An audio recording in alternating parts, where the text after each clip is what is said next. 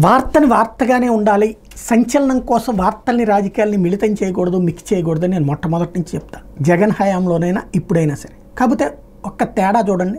అప్పట్లో అత్యాచారం జరిగినా, హత్య జరిగినా, లైంగిక వేధింపులు జరిగినా, అది వ్యక్తిగతంగా ఇద్దరి మధ్య ఘర్షణ అయినా, వ్యవస్థలకు సంబంధించిన అంశమైనా, దాన్ని వాడు ఆ పార్టీ సానుభూతిపరుడన్నో, లేకపోతే ఆ పార్టీ మనిషి అన్నో, లేకపోతే ప్రభుత్వం ఏం చేస్తోందనినో, లేదా ప్రభుత్వ నిర్లక్ష్యం కారణంగానే ఇది జరుగుతుందంటూ ఫోకస్ చేసుకొచ్చారు. గత లాస్ట్ 1 year నుంచి కూడా బోలెడన్ని ప్రతి సంఘటనని కూడా నేను అప్పుడు చెప్పా, లోకల్ పేజీల్లో వచ్చే వార్తల్ని తీసుకొచ్చి అట్లా చేస్తున్నారు, ఇది కావాలని జరుగుతున్నటువంటి అన్నది.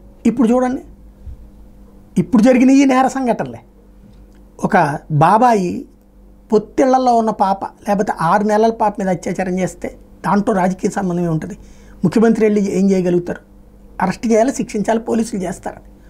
అట్లాగే 9వ తరగతి 5 ఏళ్ల పాప మీద జరిగినటువంటి ఘాతుకమైనది, 5వ తరగతి పాప మీద జరిగిన ఘాతుకమైన, లేకపోతే ఇంకోటైనా సంఘటనగా చూడాలి. ప్రభుత్వాలు ఏం చేయాలి? వాటిట్లో జోక్యం చేసుకోకూడదు.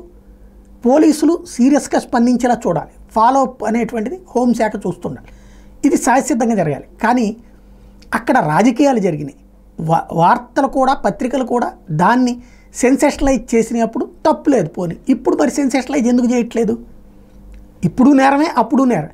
అప్పుడు నేరాన్ని భయప్రాంతులకు గురి చేసేది, ఇప్పుడు నేరాన్ని నేరంగా ప్రొజెక్ట్ చేస్తున్నాడు. అంటే మన రాష్ట్రంలో మీడియా ధర్మం పాటిస్తోందా లేదా? ఎవరి చర్చ వాళ్ళకే.